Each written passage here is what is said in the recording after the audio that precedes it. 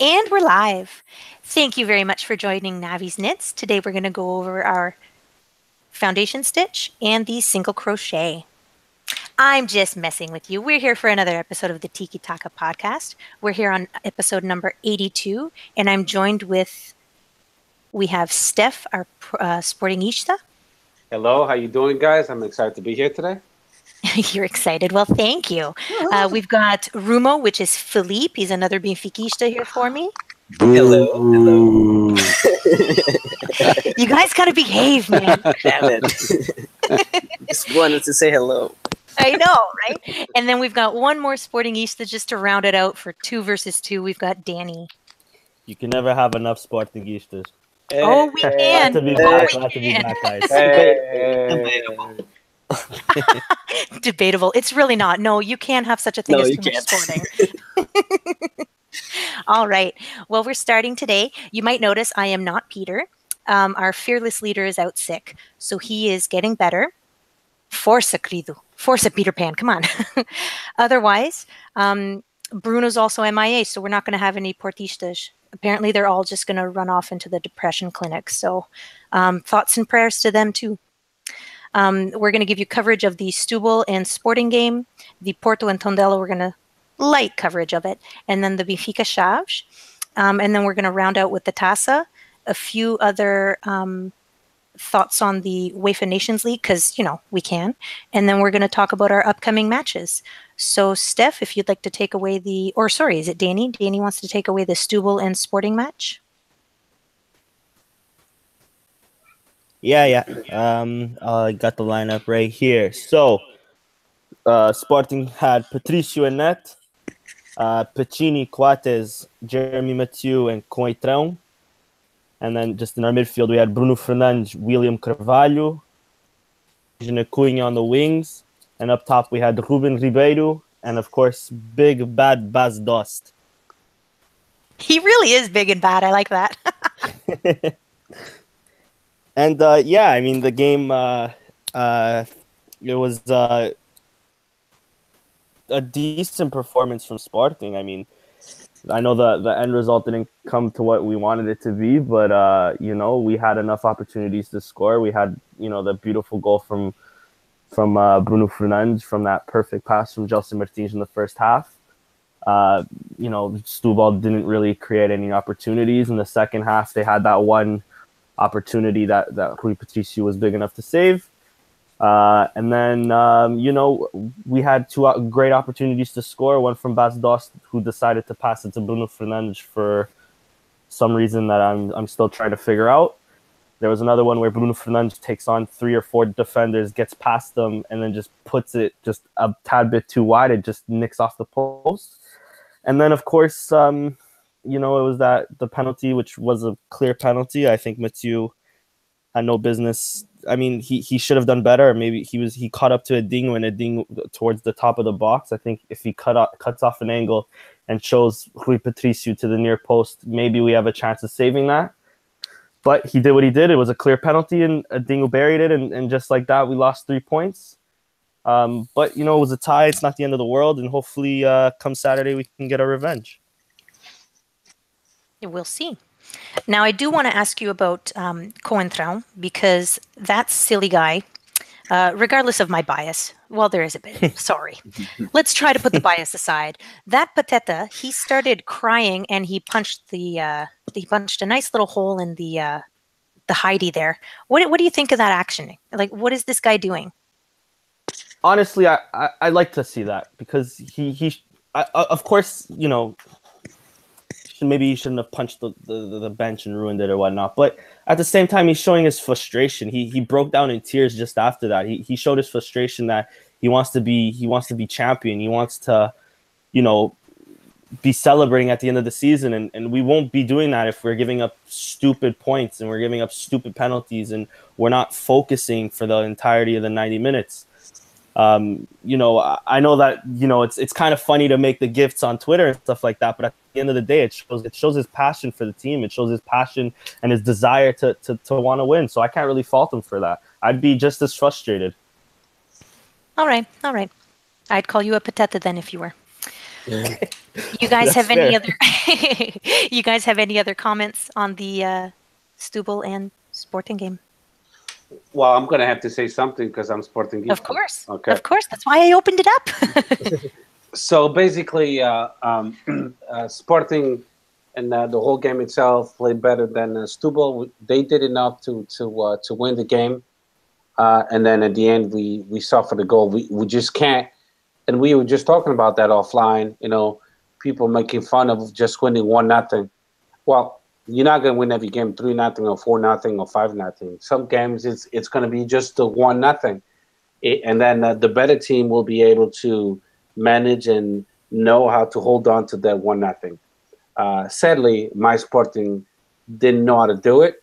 Was that a penalty? Without a doubt. Let's get that out of the way. That was a penalty against Sporting by Bataglia, and it was a lack of attention from our defense. If you look at the play itself, Edinho, he ran 30 meters, 30, not one or two, 30 meters by himself. The defense of Sporting was caught sleeping, and I think at that time they were kind of walking away to the balneario, exiting, because they thought the referee was about to call the game off, like the end of the game.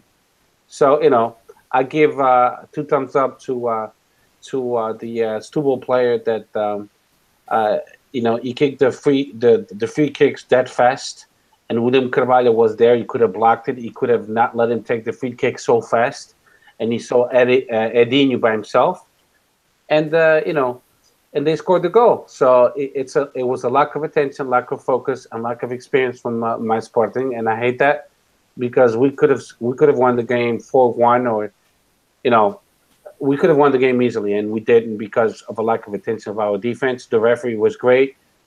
We have Sporting pieces have no complaints about the referee. Maybe a yellow card or 2 yellow cards, but nothing significant.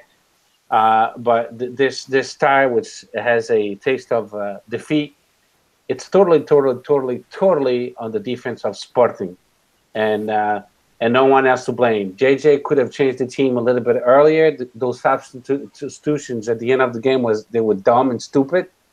At the 86th minute, come on, we need the players earlier than that, fresh legs, because Piccini was having a bad game, and also Gelson Martins.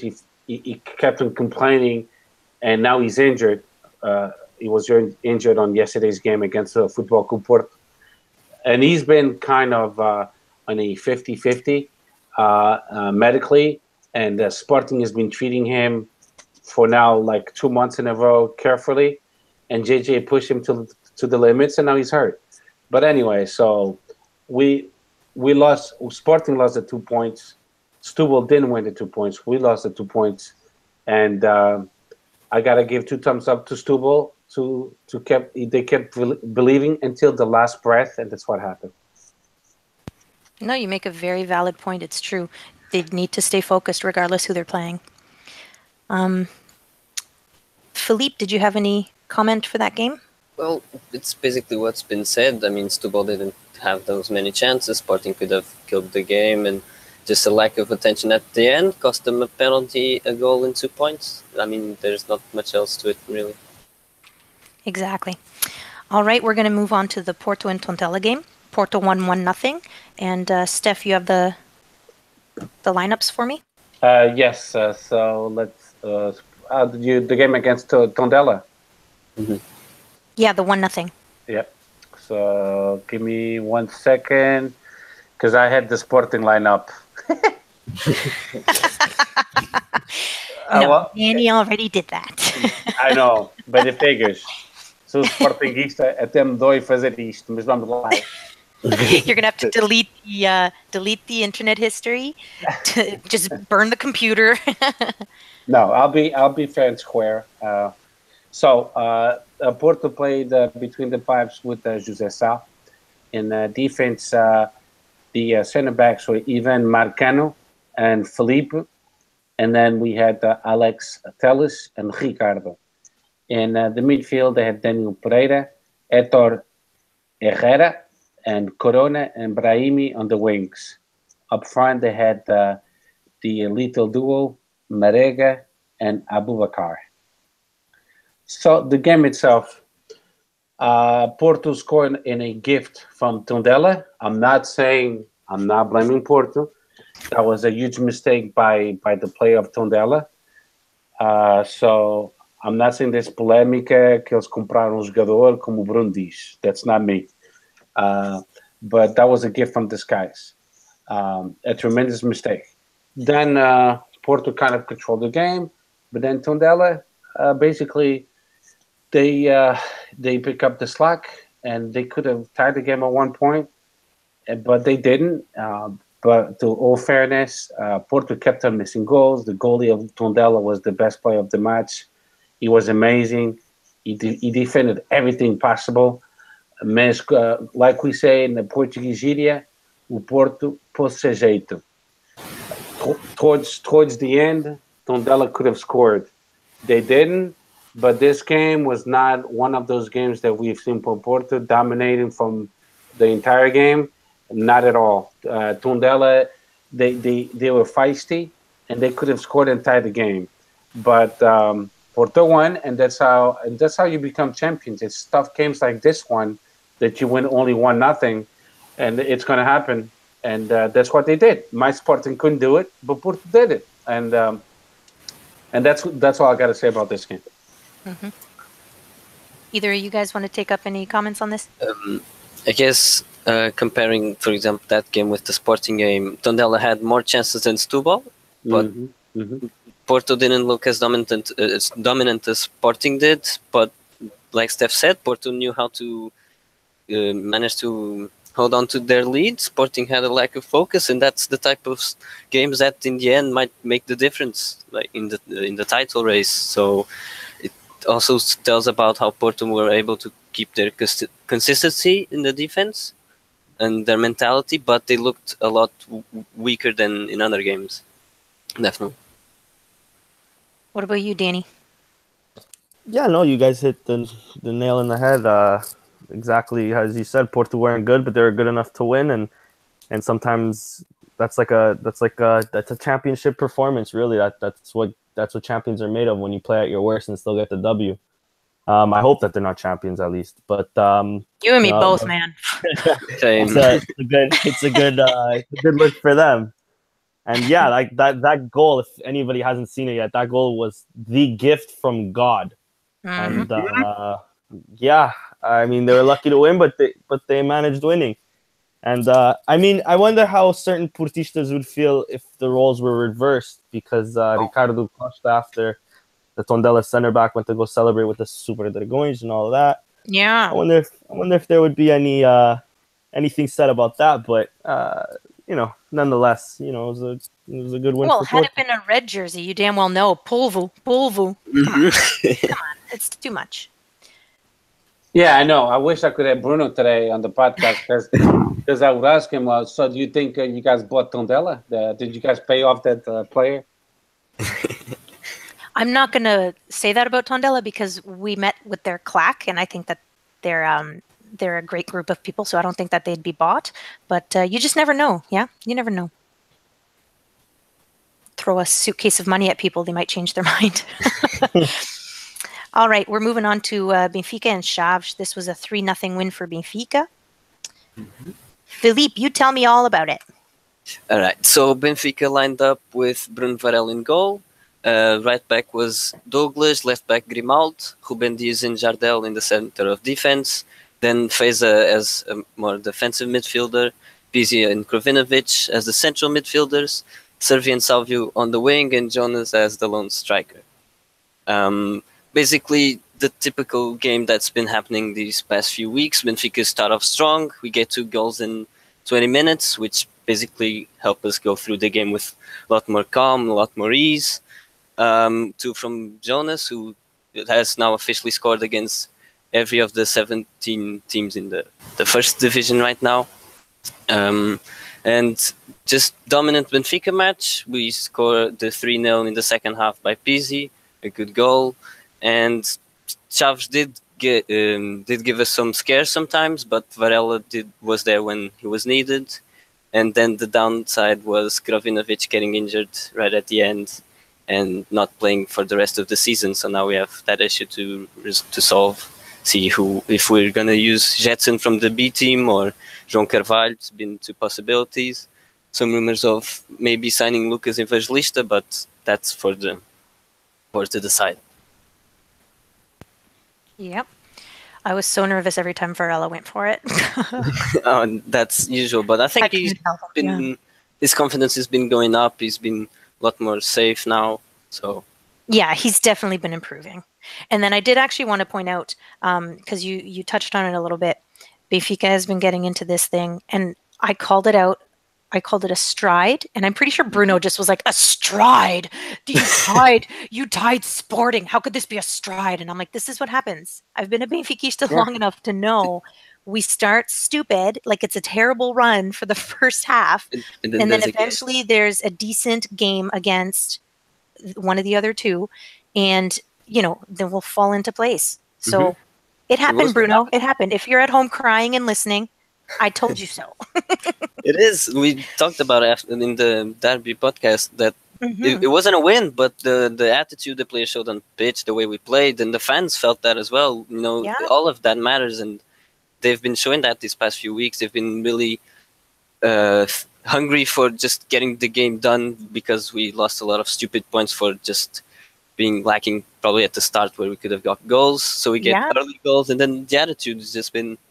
Well, Pizzi is scoring again. So, everybody's got back into it. I mean, Pizzi scoring, I guess that's a good thing. Right? For me, yes. Maybe not for the other guys on the pod, but for me, yes. Goal's a goal. Exactly, right? So with the end of that, that's the 19th for the Jornada. Porto's in the lead with 48 points. Sporting has 47, and Benfica's got 46. But Porto still need to finish that game with Estoril. So just a heads up, 48, 47, 46, that's what we're at. I'm going to just swing over here to the Taça now. Setúbal played Oliveirense on Tuesday, and then yesterday Sporting and Porto played. I'm just going to quickly cover. Setúbal won 2-0, so they are going to face Sporting.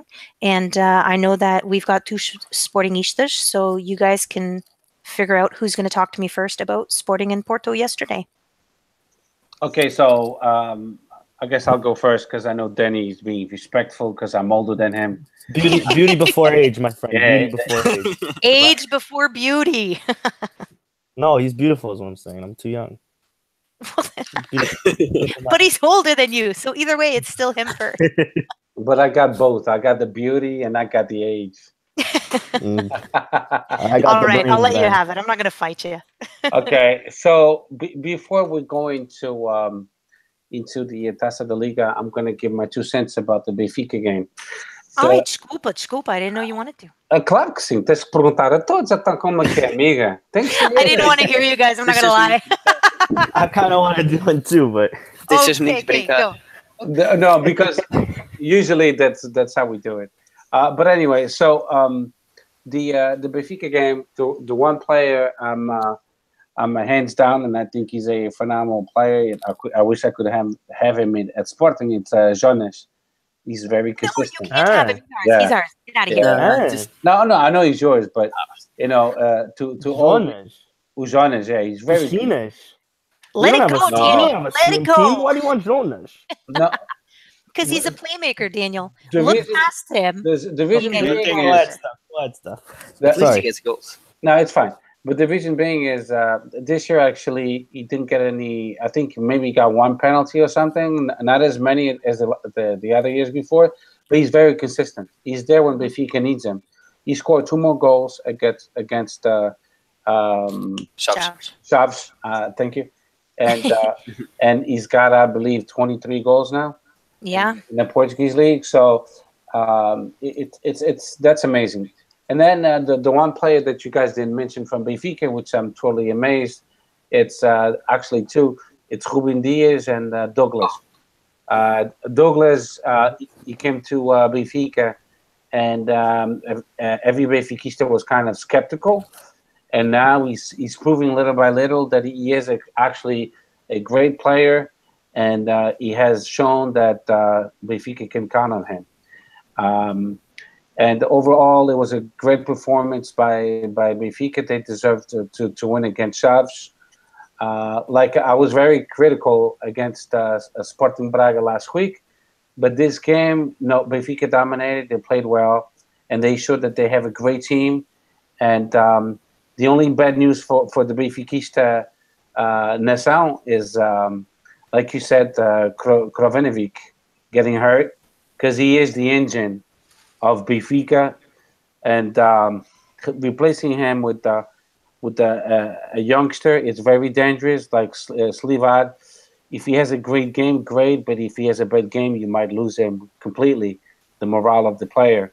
So, you know, I'm not Benfiquista. I'm not going to say it's good news, because I don't like a professional player getting hurt. I don't get a thrill out of it at all. But it's a big loss for Benfica. So now let's see who can step up to the plate and fill in his shoes. But I think he was the key player to actually this Benfica playing much better the last 3 games. So without him, it's uma incognita. So we shall see. But against Chaves, you guys deserve to win, hands down, and that's all I got to say. Yeah, and just quickly for me, you know, Steph and you guys all said everything. The only thing I wanted to add was how this Krovinovic injury might be huge on Benfica, because, you know, 2 years ago, when you guys were down 8 points, the guy that came off the bench that really changed your season was Renato Sanches.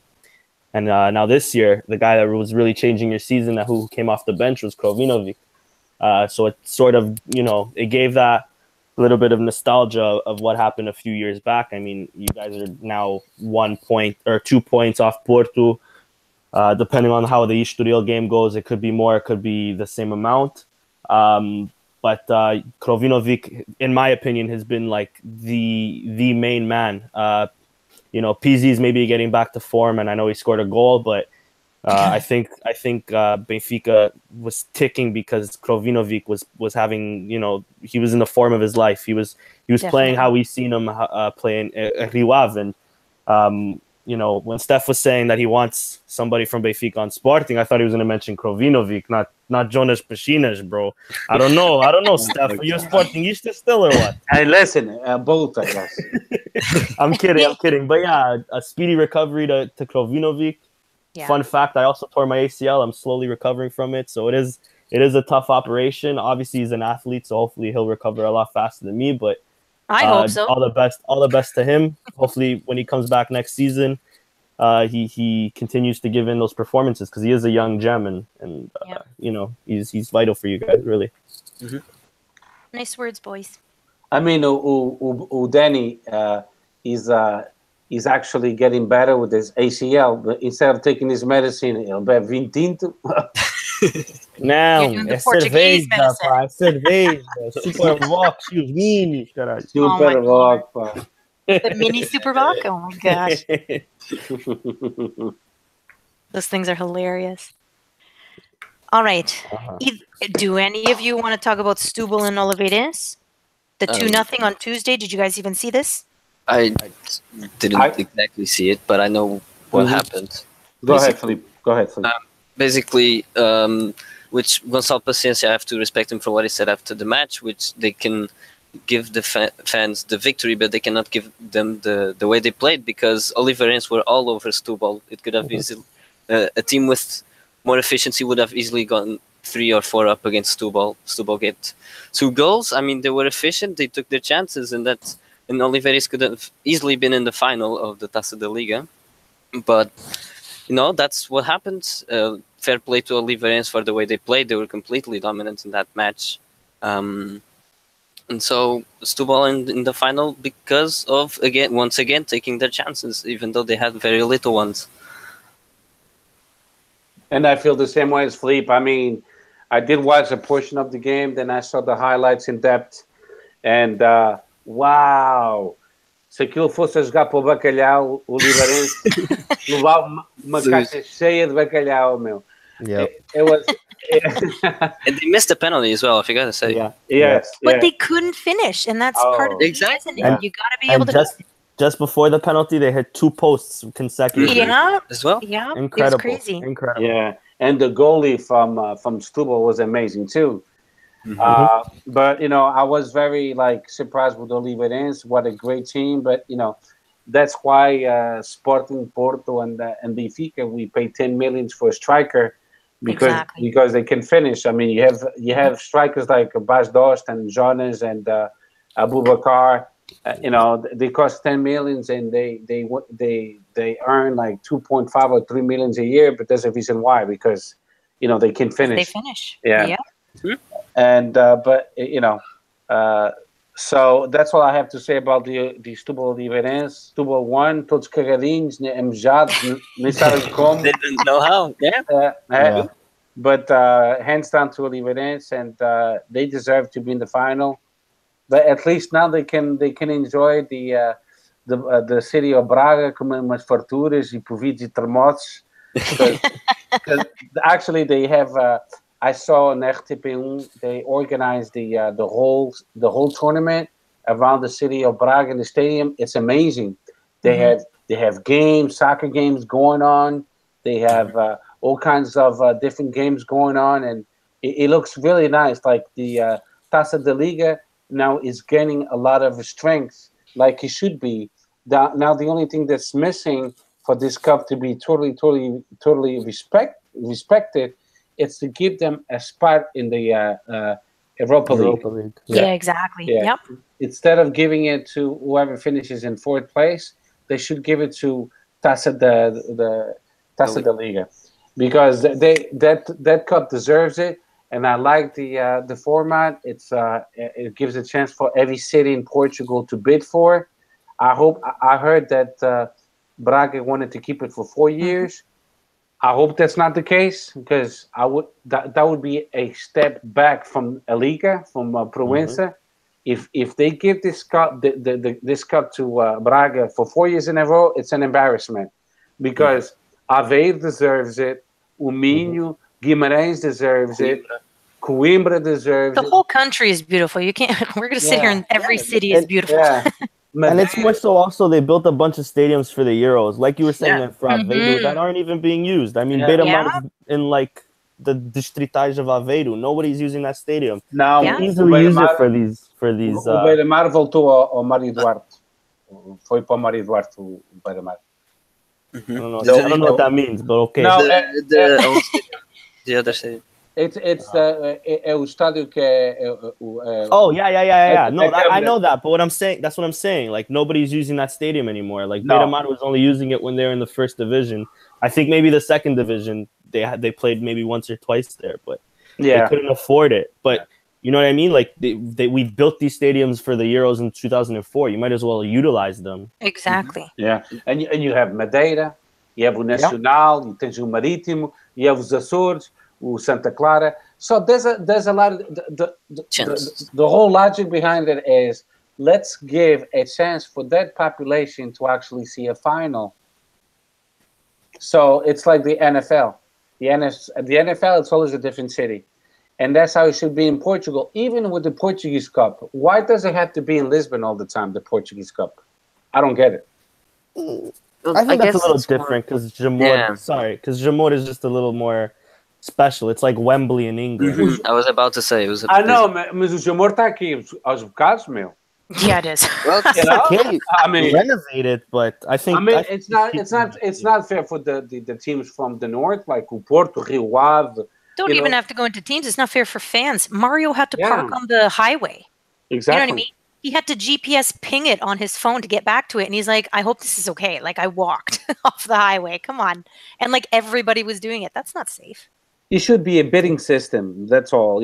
Every city that wants a final da Taça Portugal or final da Taça da Liga, they should bid for it. And then they decide, hey, this year, last year was in Sporting. So this year is going to be at Porto in the north. Next year, we can give it a chance to Benfica. Then the following year, we'll give it to Madeira. Then the following year, we'll give it to Algarve. That's how it should be, because it's expensive to travel from the north to the south to Lisbon. Those they don't make as much as we do in Portugal. They don't have salaries of $5,000 a month. They make maybe 1,500, the most 2,000 euros a month.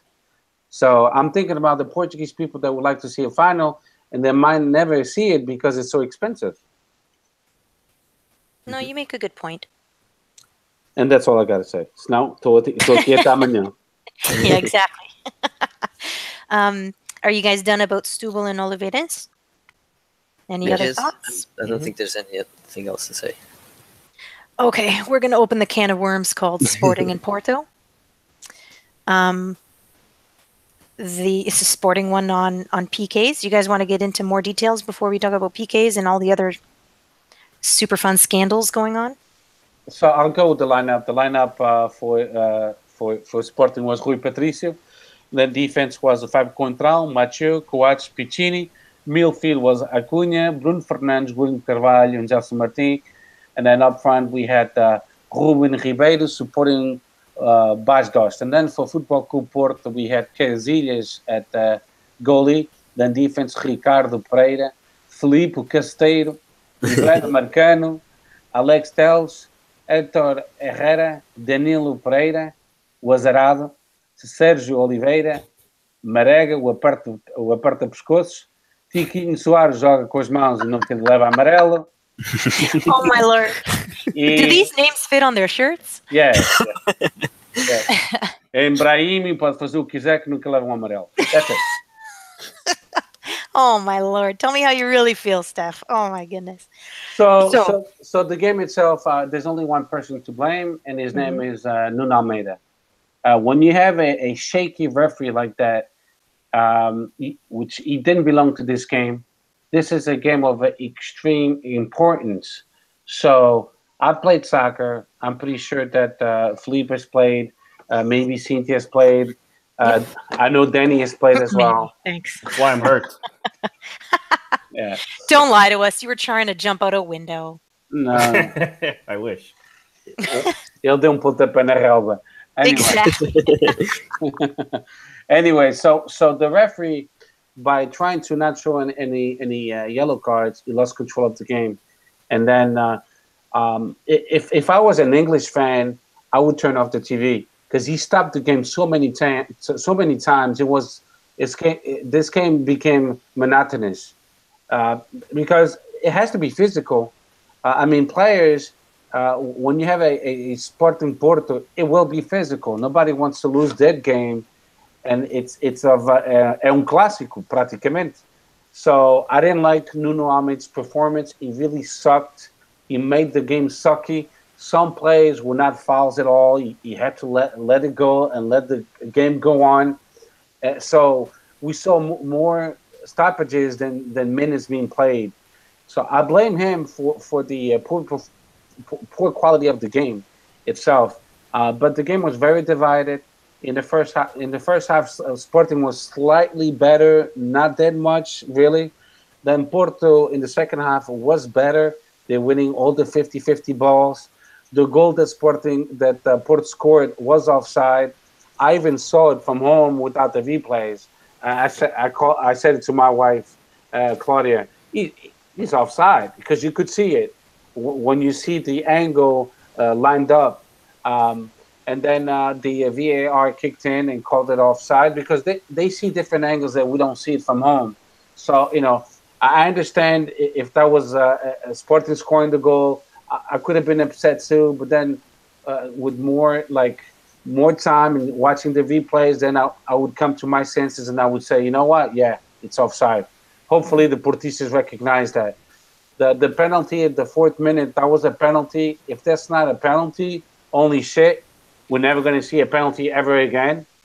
I mean, I don't know what kind of shit Nuno Almeida smokes, but it's got to be some good weed because that was a penalty, buddy. But besides that, Porto also had their chances to score. We had a header from Coates.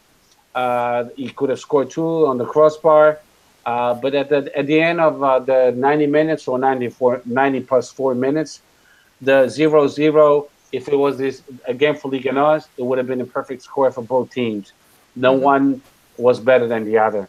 Then penalty kicks, it's just the lottery, and we got lucky. Rui Patricio being one of the best goalies in the world, like Jesus said, because he was asked in the flash interview, did you feel confident going to the penalties? And he said, yeah, of course I felt confident. I have one of the best goalies of the world. And he proved it. Casillas was also pretty good. And then Ibrahimi, he missed the goal totally. He hit the post. Mm-hmm. And then Brian Ruiz, with all fairness, he's been criticized by the Sporting Nation a lot.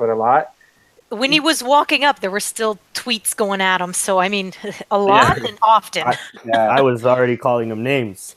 Now I love him. Yeah, but he saved the game. And the only play I didn't want to see taking a penalty was William Carvalho. And he took the penalty, and I was shitting my pants. Yeah.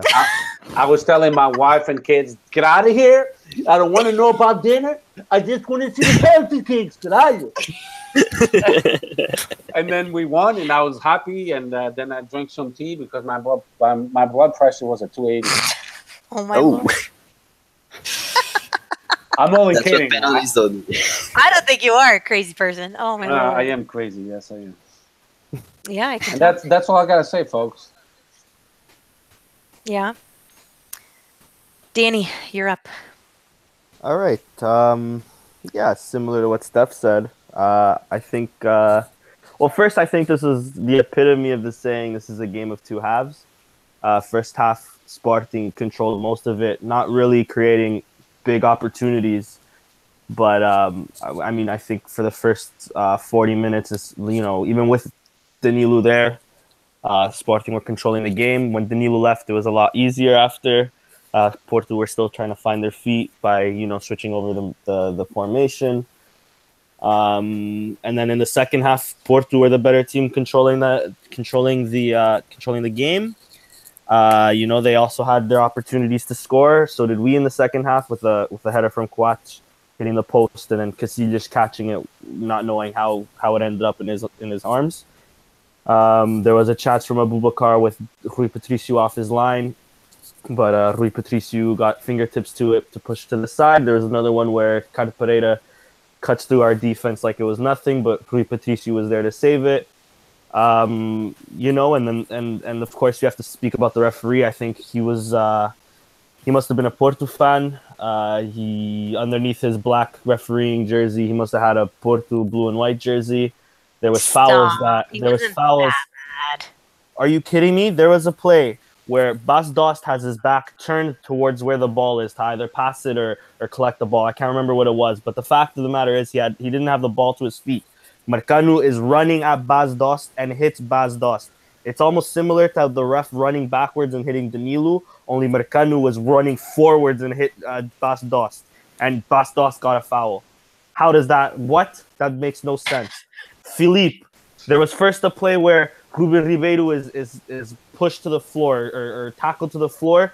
Philippe stomps on his leg. There was the similar play last year in England, and Diego Costa got a red card. In Portugal, that's nothing. That's not even a foul. That was a throw-in for Porto. This referee was awful. He was garbage. He was awful both ways, though. That's what I mean. Was he? Because Sporting got a yellow card for nothing. William Carvalho's yellow card was for nothing. How Sporting ended up with 3 yellows and Porto with 2 is beyond me. William Carvalho's yellow was for that mustache of his. Everything else I can't attest. Anyways. It's funny, that logic makes more sense than this referee logic, to be fair. But you know what? Seriously, I think he missed a bunch for both of you guys. Not just one-sided. I saw both. If it was for Sporting, it would have been 1 or 2. I don't disagree with that. But with Porto, anytime they'd follow the floor, it would be a penalty. It would be a foul. It was to me it was a really bad refereeing. But okay, whatever. We ended up winners. Penalties, it is a bit of luck, but it's also a bit of skill. We have one of the best goalkeepers in the world. Porto also, Casillas, I think, is better than José Sá. I think José Sá is maybe only playing because of Casillas' contract issues. But whatever, he's still a great keeper. He saved 2 of our penalties, but Coates never should have taken that penalty. William Carvalho, I love the guy to death, I never want to see him take another penalty again. He was the one that missed on our under-21s Euro final against Sweden. Yeah. He's missed 2 or 3 in his time at Sporting. The fact that he was 5th, I know he's captain, and if he scored that, maybe we'd have a different rhetoric, but I don't know. I didn't want to see him. We had Cointran who could have shot a penalty. We had Monteiro who could have shot a penalty. And then, of course, Brian Ruiz could have. I would have preferred Brian Ruiz over William and Coates, even though when he was stepping up to the plate to win us the game, I was a little nervous. I was saying, "Oh, not this guy." Nervous. But Tell me listen, what you were really saying. I was saying, "Oh, please, George, not this guy. Take him back to the bench. Where's Monteiro?" Da, da, da. But you know what? He converted it. I'm glad for him. That was his 100th appearance for Sporting too, so credit to him. But Wow. of course, credit to Rui Patricio. He really saved us a few times in this game, and then in the penalties, he's world class. There's no denying. No, there's not. And the thing is, they're both world class because Casillas was the national goalie for Spain for many years. And Real Madrid. And at one point, I think it was like 2 PKs in, the goalies start saving, and I was like, "Oh my god, we're gonna be here forever!" Oh jeez. And then that's when Steph was like, "We're not doing the pod." I'm like, "Oh my god, this guy, he's gone." I mean, Casillas did enough for Porto to stay alive to win in PK, so it's not Casillas' fault. No, not at all. Yeah. He did so many saves to keep them in. I'm not blaming him at all. Yeah, I know. They may, but I don't.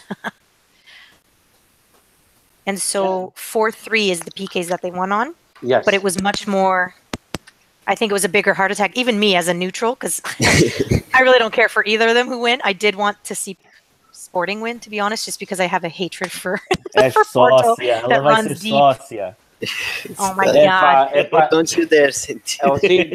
Yeah, right. What's wrong with you? Pode ser como o teu presidente, também pode ser sócio do Sporting, não te preocupes. Para usar as piscinas. I'm just here for the amenities. No! Cynthia, if you become a social Sporting, I'll give you camisola de Sporting, calções de Sporting, cascola de Sporting e cuecas do Sporting.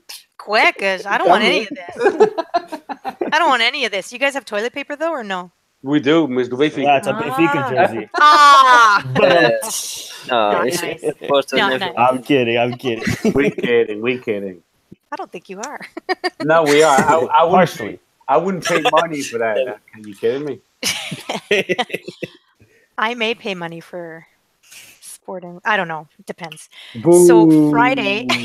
Oh no, sorry. Saturday is the final.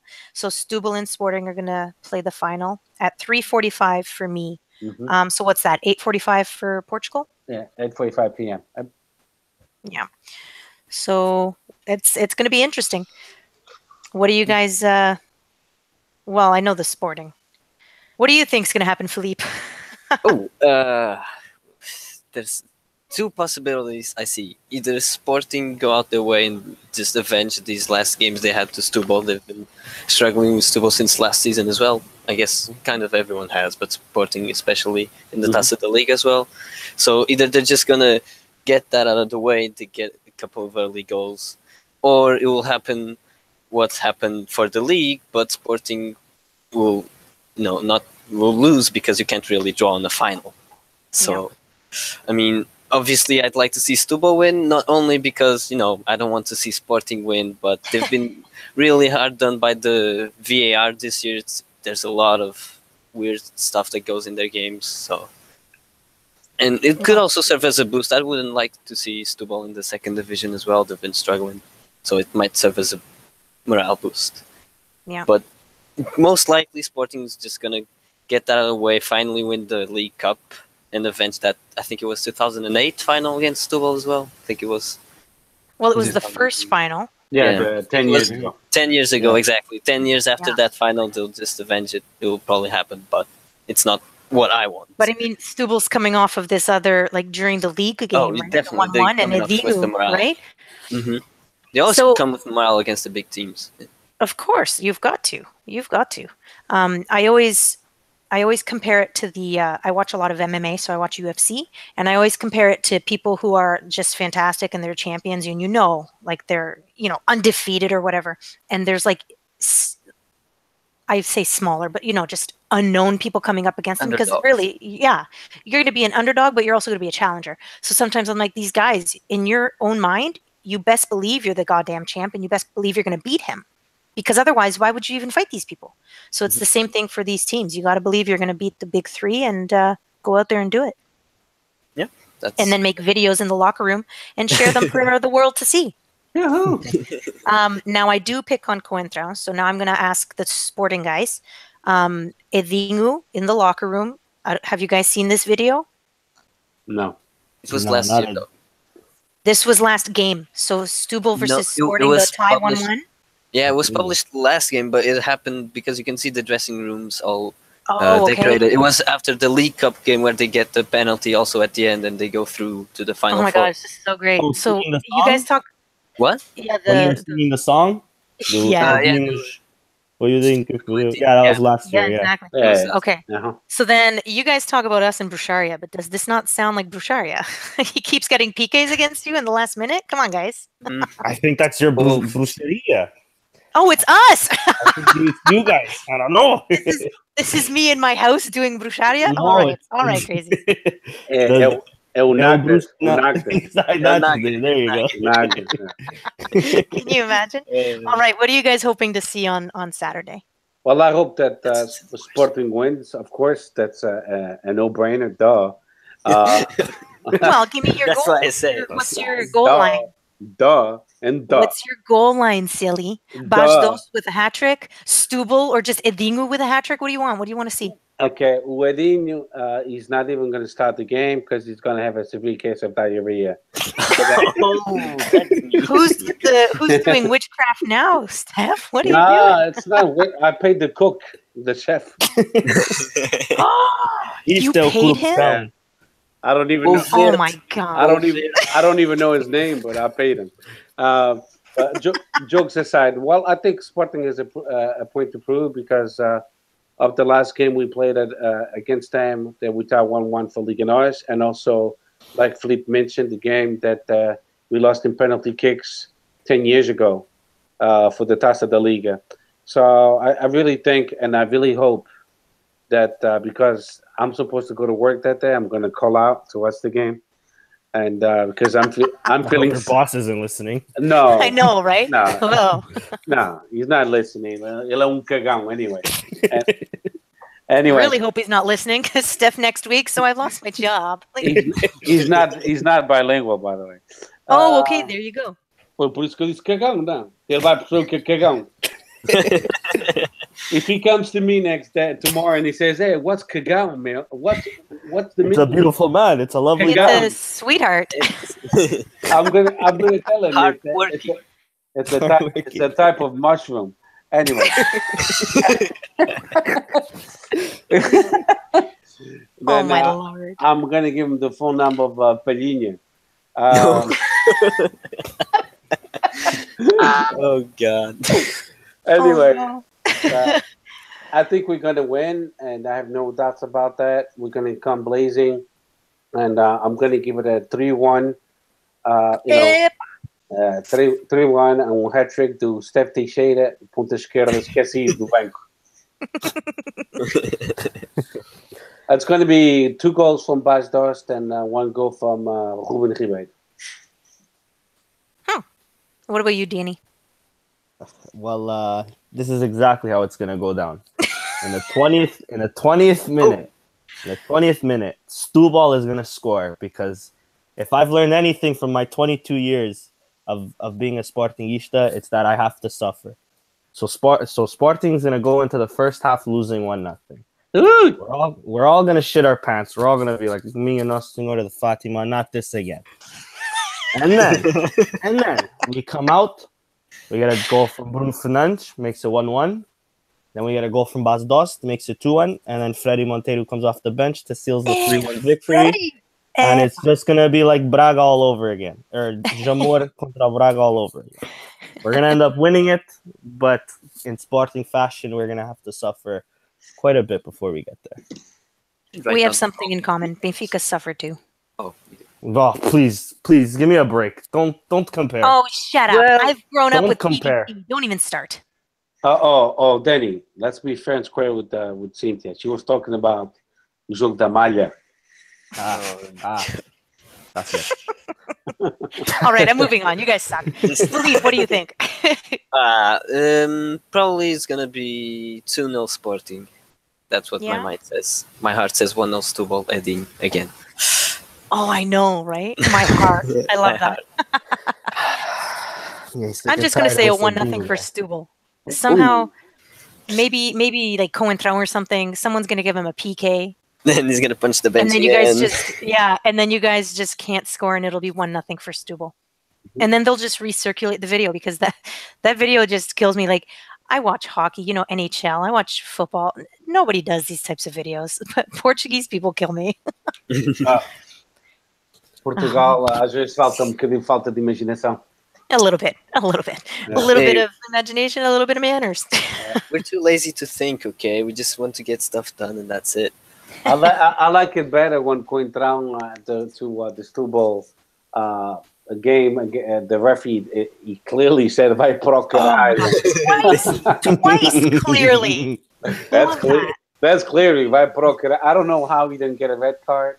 Because he did it 2 times with his head. 3. He's also showing him behind you. Like, oh my God. 2 times. What, 2 times in the same sentence? Because he did it like 5 or 6. Yeah, 2 times in the same sentence. O Chaval disse mesmo, vai pro caralho. Oh yeah. I mean, that's what I was saying at home, but nobody saw me saying it. Huh? Well, but you're at home and you're telling the TV. It's a little different. Eu estou a dizer à televisão, às paredes, às lâmpadas, a tudo, às portas. Oh my Lord, your poor family. What are you doing? Not to my Lord, because then that might not go well. Yeah, then your soccer team never wins ever again. Ai, meu Deus. E a gente tem ganho muito, realmente. Now, I've got questions that people have been sending in. Okay. So we're going to go over the questions, and then I'm going to ask you guys about the UEFA, right? The UEFA Nations League. Thank you. And then after that, we're going to talk about the upcoming jornada. Tá bem? Sounds good.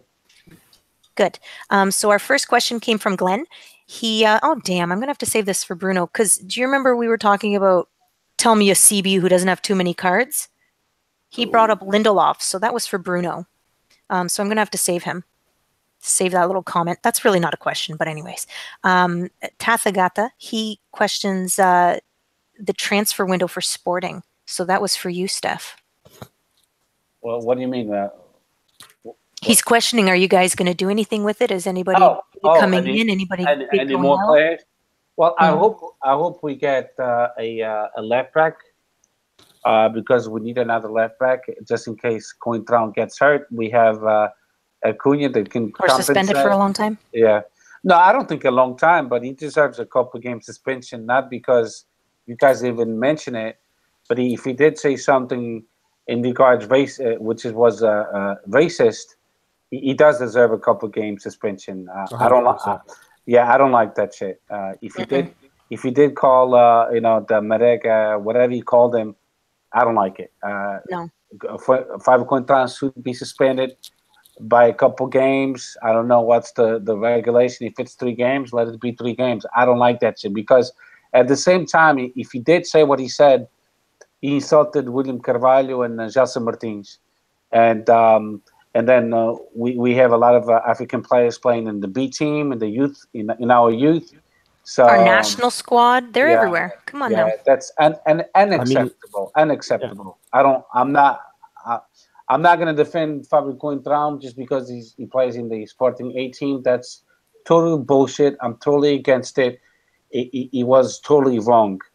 And that's not what you want Sporting to be about. Just like I don't want it. I don't want him to be on the national team like that. That's not what being Portuguese is about. You don't bring that up. No, because we have a lot of our ex-colonies. It's from Africa. We have Angola, Mozambique, Sete Príncipe, Guinea-Bissau. You don't even have to go that far. My father-in-law is from Angola. You know what I mean? Like, and he's like 3rd generation. So like familia. You got familia now. That is that. You don't do that. We're mixed all over. Like that's what happens. We explored the world. We mixed. That's what happens. And you can't be putting that down. Yeah, he's due for an apology, and then we might let it go. But besides that, What were we talking about? I got lost a little bit. The transfer window. Oh, okay, that's my problem. But that was a question from someone else, so I can tick that off. Yeah. So the transfer window. I hope we get a left back. If we get Rafinha now from Guimarães, then we don't need a winger. But if we don't get Rafinha, then we need a winger, and that's it. Yeah. So Bruno actually asked us about Cointreau and the racial slur, which we covered. Danny, you have anything to add, or? No. Whether it was the heat of the moment or not, he's completely wrong for doing what he did, for saying what he said. Deserves a suspension. That shit doesn't fly. I think Marega, though, also deserves a suspension. You can't put your arms around anybody's neck. That's also wrong. Also, he had a huge hand. Like, it took up his whole neck. I was like, Jesus Christ. Like, right? He's bigger than me. I'm 5'4". I was like, oh my God. Like, you know what it means, big hands. All right. Big gloves. Quer dizer que apanha mais figos, mais nada. He'd make a good farmer. Good save. Opa, farmer do caralho. But you agree with like the 3-game suspension or whatever it should be for that? Yeah, at least a minimum. Maybe even a fine would be as like on top of the suspension, of course, would be totally cool with me. Whatever Sporting and that's in the a league personal do, fine, right? 100%, yeah. And it has to be. There has to be some sort of action. I wouldn't accept it's anything not right. else. No, yeah, exactly. And then Bruno again, he's asked us about neither Porto or Sporting scored during the game, and it went to the PK. So he's asking who's the better team. Sporting, caralho, é sempre o Sporting. I don't know what he was looking for there. The better team, Epá, mas o Bruno, quando faz essas perguntas, existe sobre ou está a fumar fuminho? He didn't mention what state he was in when he sent these questions. Good save, Cynthia. Well, I think the better team é o Sporting Clube Portugal, o outro é regional. Pronto, acabou aí. There's that, so it's in the name. But Bruno, for me, obviously Sporting's the better team because they won in the end. Like, I always, it kills me because, like, you know, we're Portuguese, but I'm in Canada myself, and all these Canadians and whatever else people are here, and they're like, oh, Portugal didn't win any of the games during the Euros. So you guys won, but you didn't win any of the games. You know what, sweetheart? The game is not just the 90 minutes. It's not just the extra time. PKs are part of the game.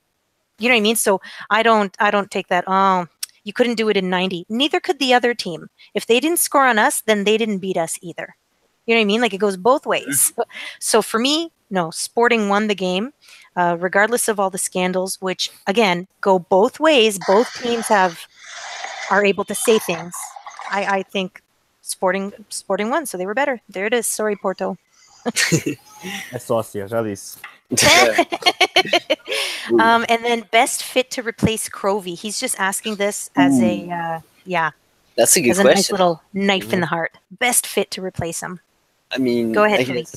Immediate solution would be João Carvalho. He's already been with the first squad, but it's a different type of player anyways. João Carvalho is more like Pizzi than necessarily Kravinovic. That's why Jetson has been called up to the first team as well. I'd like to see some of him, see how he does. He's been doing well with the B squad. And also rumors of Benfica signing Lucas Evangelista from Estoril, who is the type of player that is Kravinovic. And he also has a good long shot as well. He's got good shooting as well, which Kravinovic is not his best attribute. But it's the type of player that just grabs the ball and goes forward and launches the attack. I mean, it would be a good solution.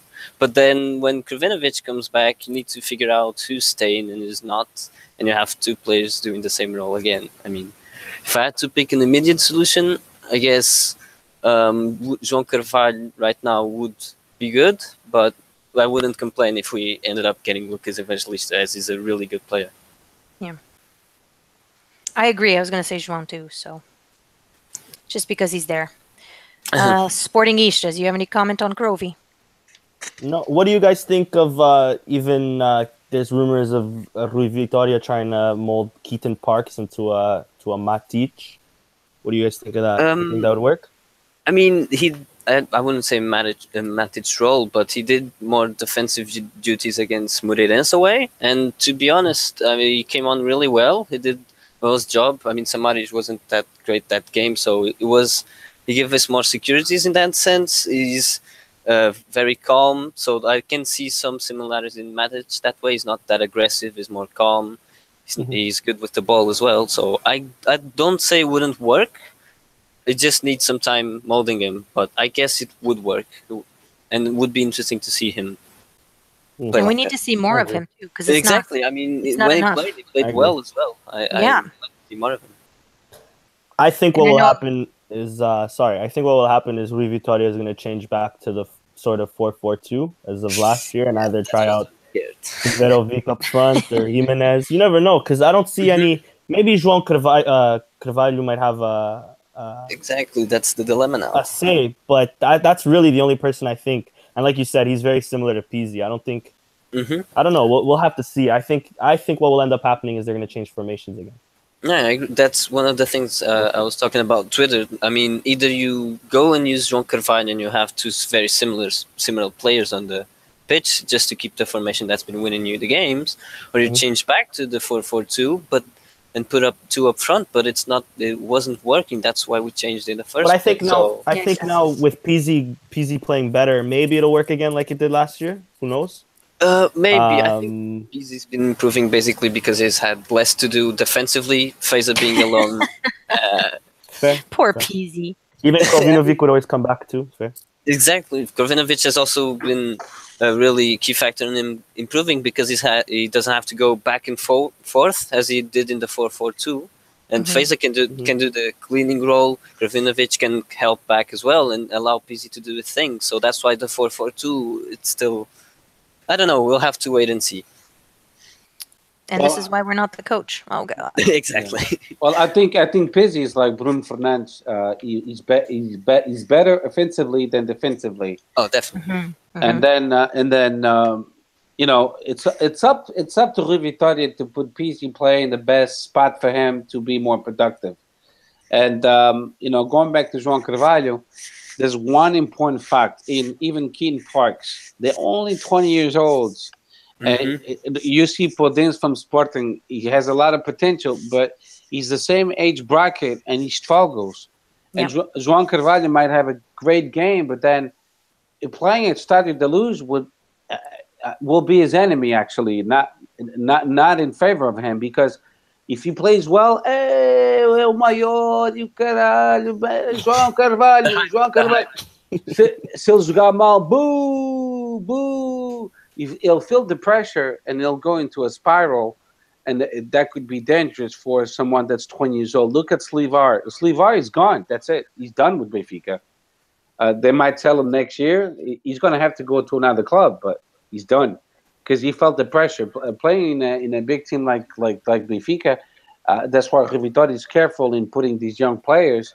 And even JJ and Sérgio Conceição. Look at Sérgio Oliveira in Porto. It took a while to actually play in the starting 11. So, you know, all I got to say to Cynthia and Fleep and hopefully Peter Pan, I know you can talk because he's drinking milk with the honey.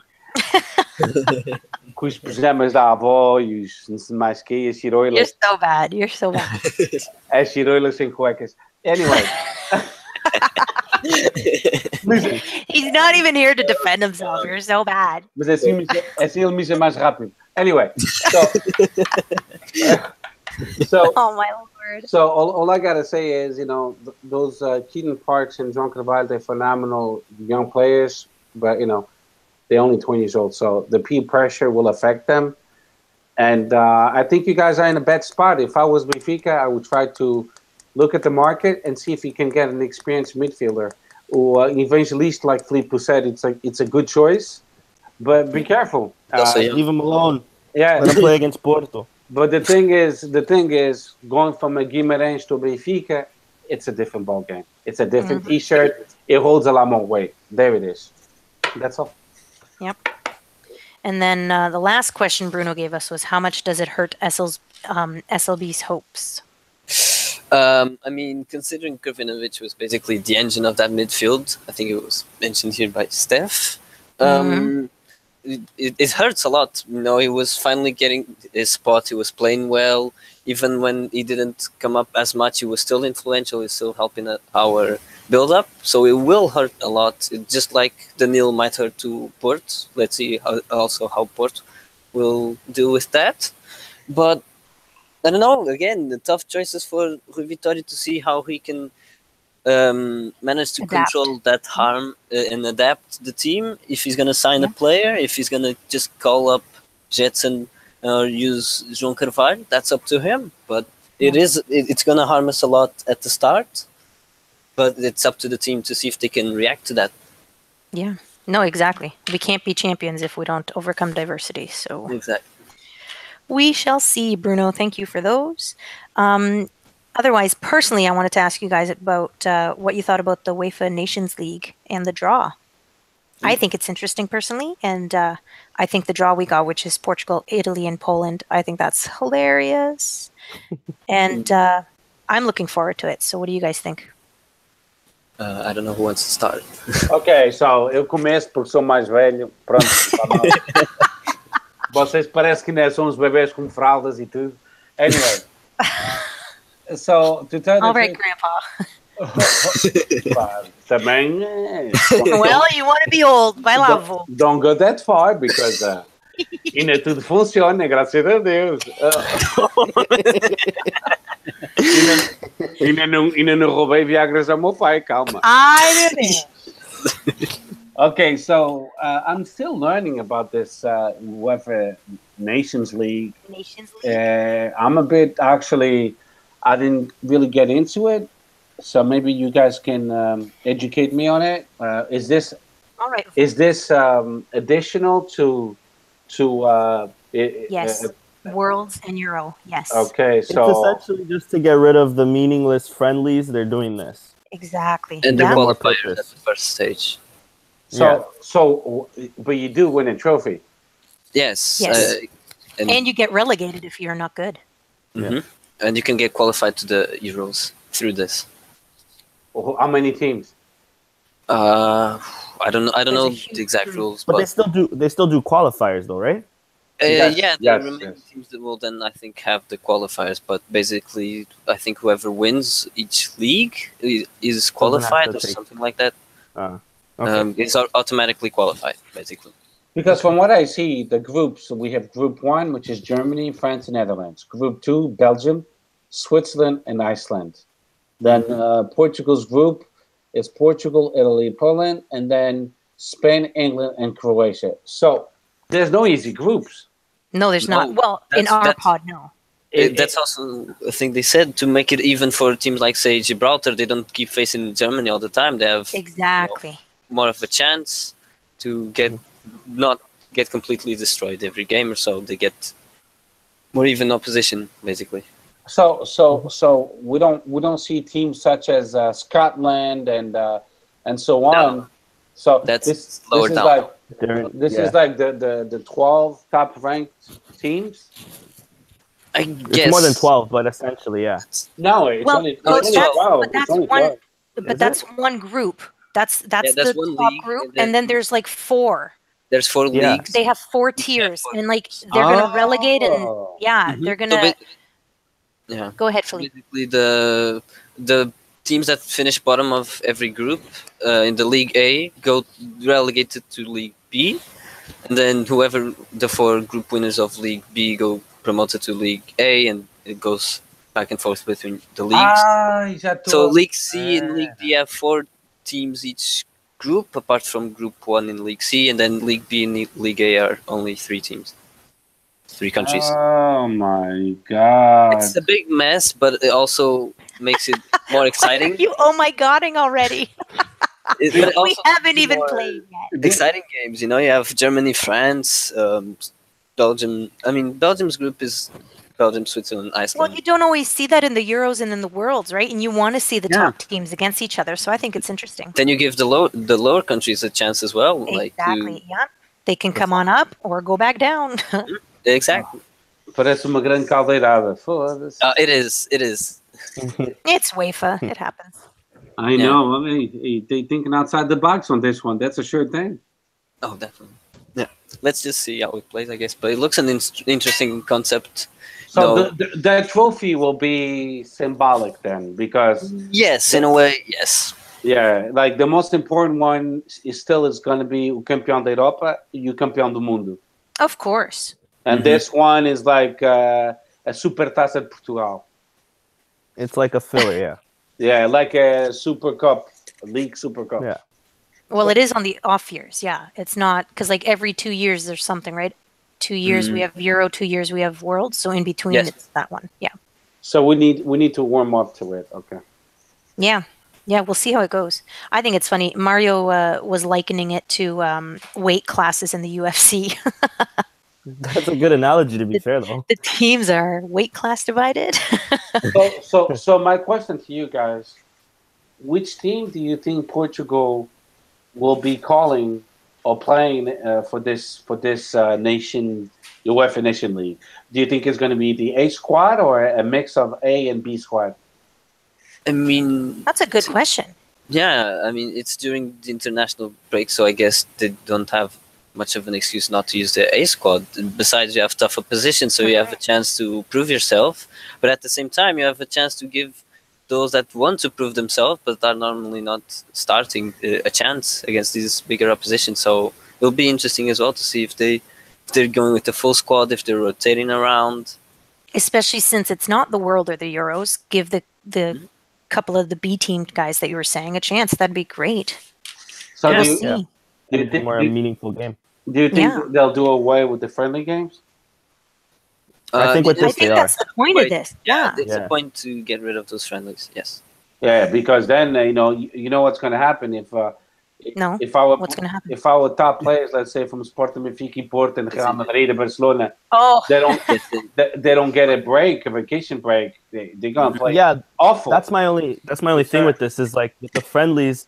At least with the friendlies, you get to see new faces. Like you can bring in, like that left back even from Wolves. I forgot his name. Who's on loan from Monaco? Who's doing good? Vinagre? There you go, Vinagre. Yeah. You know, like how would he get a chance to be seen? Because in this case, let's say we're close to getting relegated, and Portugal doesn't want to get relegated. We're bringing in our A squad rather than maybe trying out, the sub a little 21 putzing before like a Euro or a World Cup. See how he can play. Yeah. Have Fernand observe him in training and everything like that. I think there's positives to this, sure, but I think that's one of the biggest negatives is any nation can't really experiment with it. well, but maybe you can, right? Like just like we were just saying, if you don't have so much weight on it, like you do the Euros and the Worlds, maybe they'll still treat it like friendlies. You know what I mean? Maybe not with so many. You can bring like 30 people, but like still give guys a chance. I know, and what's how is it gonna be the rules? Is it gonna be 3 subs or as many as you want, like the friendlies? I assume I think it's it'll be like 3. a normal game, yeah, like a competitive one. So that's not good. that's not good, because if this is taking place of the friendly games, like Denny said, then we're not gonna get to see new faces. We're gonna see Ronaldo till he dies. Well, to tell the truth, I think Ronaldo is not playing. He's not playing well for Real Madrid. He's saving himself for the World Cup. Exactly, he's gonna win that World Cup. Yeah, Feliz Ai, Real meu Madrid. Deus. Eu estou-me a cagar para o Real Madrid, se queres que eu diga a verdade. Também Já sofro. Oh my goodness. But, I think your mic was giving out on you there, bud. yeah, but we'll see. We'll see how it's going to play out, the Nations League.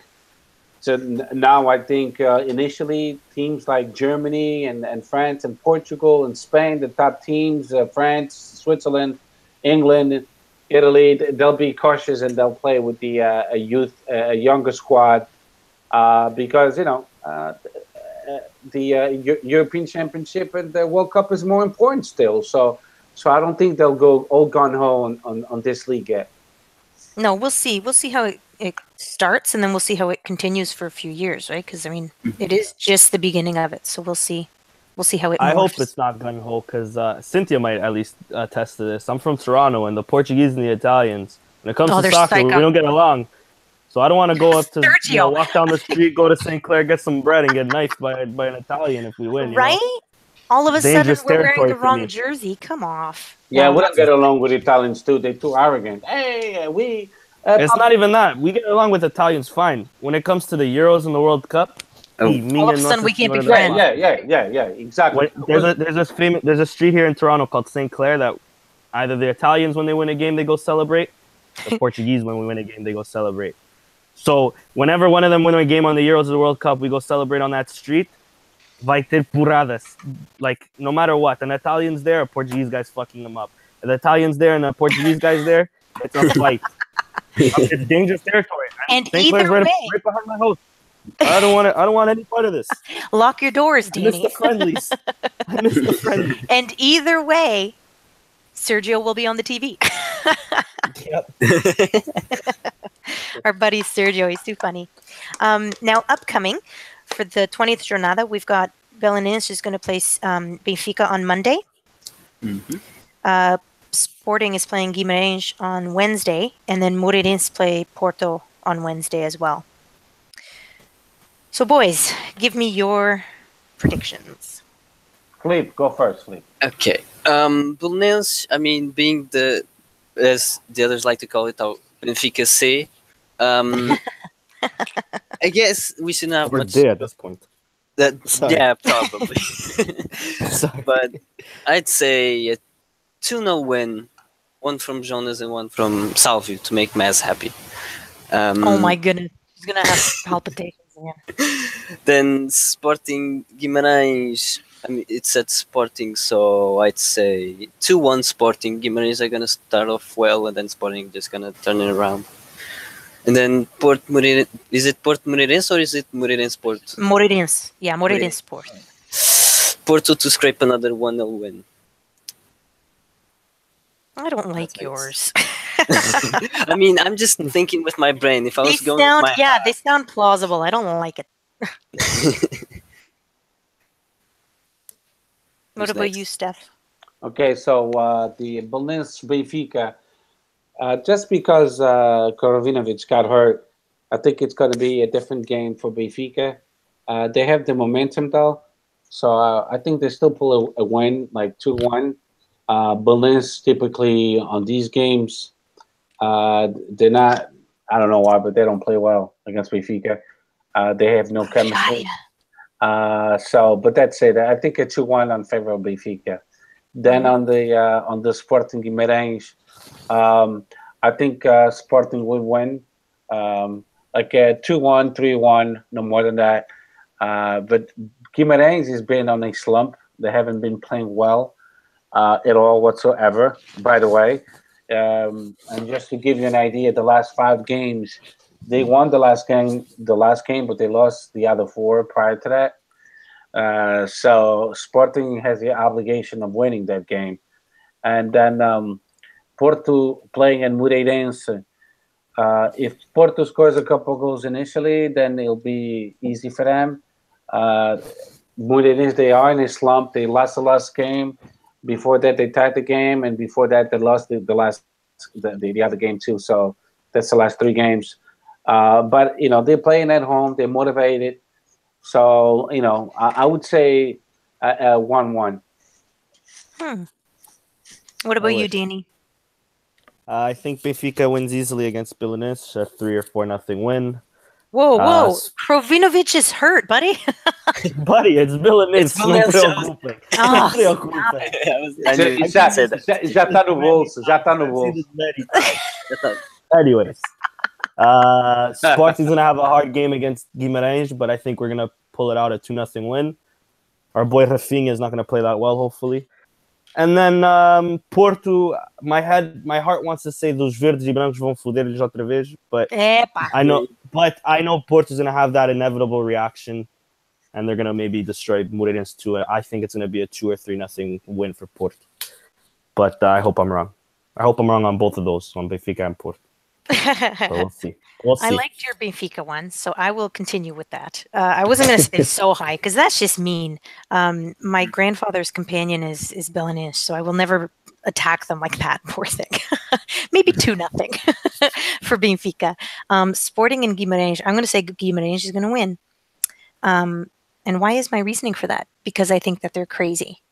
And Sporting might be drunk from the game. So you guys beat Porto. You're going to be drunk. We'll see how you play on Saturday versus Stubble. So I'm hoping you're drunk, hungover, happy, or you're just depressed and drunk. So either way, you're drunk. Guimarães is going to win. Sporting, leave like, the drinking to me, alcohol please. Leave the sells. drinking to me. Alcohol and to solves Steph, everything. too. And that'll be like a 1-0 or 2-0 for Guimarães. And then Porto and Moreirense. For whatever reason, Porto took the loss really hard yesterday. So I'm thinking Moreirense is going to come out and win. 1 or 2-0. Well, Porto and also Sergio, the coach, not our buddy on Twitter. He was upset. He left when they were taking their PKs. He sat. Like, since when does he look like that? Because before we started the pod, I was talking to Philippe. He's the reason I'm nervous about Porto this year. Yes, I know we're behind 2 points, but there's got to be a vibe to the team. And so Porto, the way they've been playing, the way he gets them to play for him, he's been, unstoppable, really. And so maybe this Sporting loss is going to get to them, and it'll be the stride we want them to take. We take the up stride, they take the tripping down stride. It's perfect. Anyways, I'll see. I'd love that. I'll see. Yes. No, this is a very serious question. What did For reals, we got to be serious. Yeah. Okay. Okay. What did you drink before the podcast? I just have tea. Come off it. I have sha. No, there's no herbs in there. Come on. You sure it was just chá? Para com isso. Para com isso. You guys have to play on Saturday. It's funny to me. Sporting, for years, you guys have not been getting into these other tournaments, and Benfica has, and we're always tired, and you guys are always like, oh, it's just an excuse. You guys are in these tournaments now. I want to see you guys get tired, have the hungover drunkenness. You're going to see. Hopefully, Guimarães comes out, and, they're not an easy team. Yes, they've had these 4 losses, 1 win, but you're forgetting they're going to play Sporting now. They got to show up. Yeah, right? These guys always play big against the big 3. But the thing is, let me ask you something. I admire your confidence, about Guimarães winning and Sporting, which coming out my ass. Which is okay. That's fine. I understand that. But you think Benfica will win easily against Belenenses? Why? I didn't say easily. I didn't say easily. Tu sabes que sim, sabes que já está lá 2 sacos azuis. Well, 2-0 because of Belenenses. But I don't want to be mean and say 3 or 4-0 like your buddy Danny did, and he's not even Benfiquista. Because I've seen this in the past. Well, if Bruno was here, he'd agree with me. If Bruno was here, he'd agree with me. O que eu disse do Sporting Braga Benfica? I said 3-0. They won 3-1. I was up by 1. Because it's obvious. These teams, they basically, they have no shame. They sell themselves. Let's see. I hope they change. Bruno, they got a new coach. I hope they change. But we'll see. Quem é o treinador deles? I don't know, but I know André Villas-Boas left. Or no, André Villas-Boas. Gonçalo Paciência's dad. I was like, Villas-Boas. Maybe I am drinking something. They look similar. I thought he got demoted. Porra. My bad. Not André Villas. My bad. Gonçalo Paciência. What are you drinking, Danny? He's still celebrating from yesterday, man. He's not drinking. Apparently. He's smoking. No. Hey, I got an ACL injury, guys. I'm taking that hardcore drugs. You guys, don't be mean. Don't pick on me. Don't pick on me. Bullshit. Oh my god. Look at my leg. Please help. Who said look at my leg? Who said look at The injured one did. Come on. Look at my injured leg, not. No. No pilinhas, Steph. What is it with you and pilinhas? Oh, my lord. Opa, você mais um pilinhas. No. Oh, you're the creepy grandpa, man.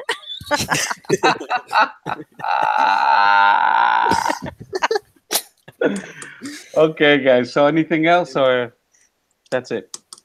I think we're all done. We've all had something to drink. We're all done. So thank you, Steph, for coming on. You're welcome. I'm going to see you again next week, yes? Yes. Oh, stop it. Ovo, para com isso.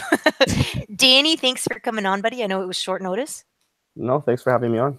It's my Yeah, pleasure. of course. And Philippe, thank you again for coming on too. And Philippe and I are mad at Steph because you canceled yesterday when we went into PKs and we were ready to go. Yes. Oh, Still an honor to be on. Seriously? No, we're not really mad at you. No, Just letting you know. I couldn't do. Just slightly disappointed. I couldn't do the podcast yesterday. I lost my voice. I was. He was stuck on a toilet shitting himself. Poor guy. Man. Exactly. Tell the truth of all. I was screaming at my wife and my kids. I know. It was ugly. It was ugly. Happy for this. I thought they walked away with the dogs and everything. I thought I was by myself. There's your poor family. My wife is like, I think you're possessed. I'm gonna call a priest. What's the reason of You the have a- possession? Sporting one. Exactly. No, I couldn't. We had to suffer a little. I'm gonna demonstrate it just a little bit. I mean, it Oh. was Oh like my it was like No. so the PKs were about to start, and then I was like, stop. Ok, silêncio que marcamos, está certo.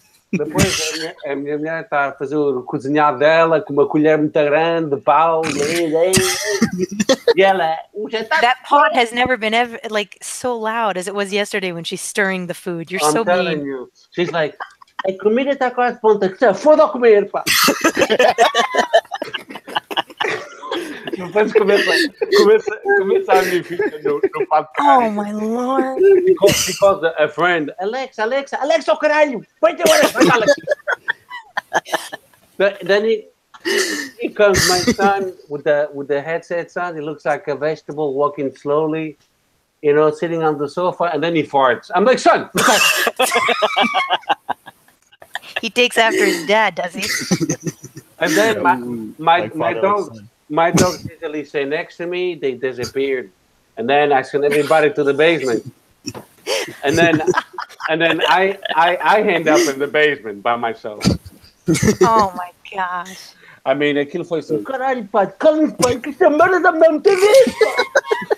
E depois foi aquele caracol, o Williams Carvalho, quando marcou o penalti, fiquei, pá, a minha pressão aumentou para 300. Disse, ai, filha da puta, foi o penalti. Eu disse logo à minha esposa, estás a ver? Aquele gajo é burro, João Jesus, põe aquela merda a chutar o penalti. Oh my lord. And then Brian Ruiz walks in. My Twitter blew up. Depois veio o Ibrahim e falhou o penalti e eu também Oh falo my francês, eu comecei logo em francês. Ah, connard, t'as bien fait, super, va te faire enculer, pauvre con. Oh my lord. Fais de merde, il a bien fait ce connard. Mon Dieu. What are you doing? E depois veio o Brian Ruiz, marcou o gol e eu, pá, o Brian Ruiz agora é o maior, pá. E depois comecei a descompressar. E eu, kids, okay, I'm wife. sorry for you. Nothing happened. Let's pretend nothing happened. Let's have dinner. E a minha mulher, estás maluco? Filha, estás maluco? Vai correr para ti. Tu tens que ir a um psiquiatra, estás maluco? And this will be the one that we can pinpoint why they went to therapy. Oh my God! So that's it, and I'm gonna call out on Saturday to watch the game. Yeah. So no pot on Saturday because you're crazy. Okay, got it. Não, que podes, não, que nada disso. Não. Tá bem, meu. All right, you guys want to reminisce about where you were when Brian Ruiz scored the mic? Oh my God. It was a home. And too. So excited, Felipe. O Felipe foi cagar com o podcast. Com o iPad, olha. Time. Got to take a magazine. I'm out of here, guys. Oh my lord. No, I mean, as a neutral, it was just, it was funny to see them miss 4 penalties, like 2 each. And then It was entertaining. I was like, oh my God, the goalies are on it. Ugh. it was more entertaining than the whole game itself. So, Yeah. Definitely. Mhm. Definitely. All right, boys. I'm out of here. Yeah, me too. Good. Have a good night, everybody, and thank you for listening.